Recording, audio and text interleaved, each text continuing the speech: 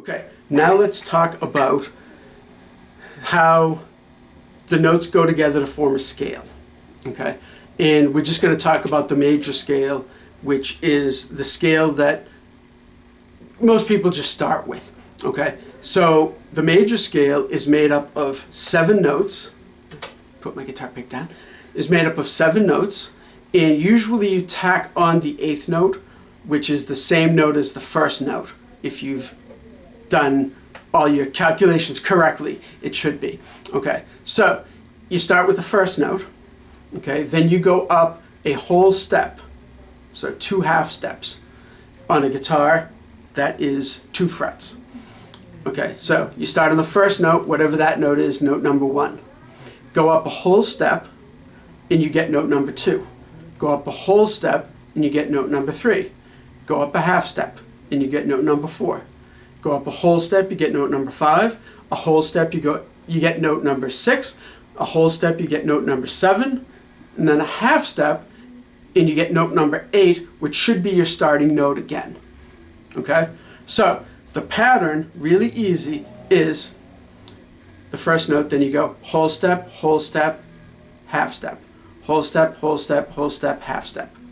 And that's how you get your 8 notes, with first and 8th being the same again. Okay, so when you try to actually figure that out, okay, we end up with a major scale. So most people learn a major scale starting on the note C, because you have no sharps or no flats to worry about. It's all just the natural notes, just the letter notes. So if we have C and we go up a whole step, we get D. A whole step, we get E. A half step, F. A whole step, G. A whole step, A. A whole step, B. And a half step, we're back to C. So we end up with C, D, E, C, D, E, F, G, A, B, C. And that's the C major scale. Simple. So we can do that on starting on any note, and it's called the root note. So any root note. So that was using the C as the root note. So let's say we're going to do A for the root note. A, up a whole step is B. Up a whole step is now C sharp. Okay, and we use C sharp instead of D flat because we want to keep the letter names alphabetical. So A, B, C sharp, D, E, F sharp, G sharp, and A. So see how we had A, B, C, D, E, F, G, and then A again with some sharps sprinkled in, but keeping it all alphabetical. So we're not going A, B, D sharp, then D. So now we have 2 with the letter D and no note with the letter C. So that's why we went with the sharps here.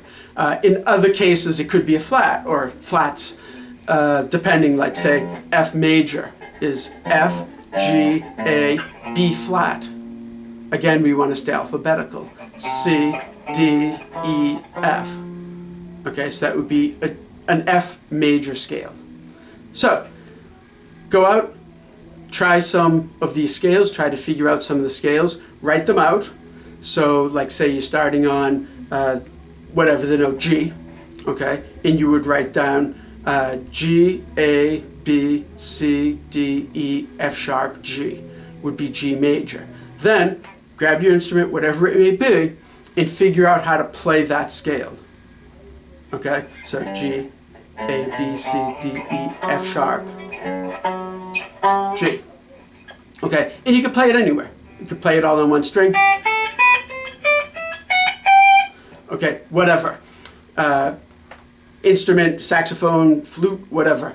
So go and figure out some major scales and write them out, and then figure out how to play them on your instrument. And we have, the last lesson we talked about there's 12 different notes. So there are 12 different major scales. Excuse me. So figure them out, learn them, memorize them, be able to play them. It's all good stuff. So stay tuned for the next lesson.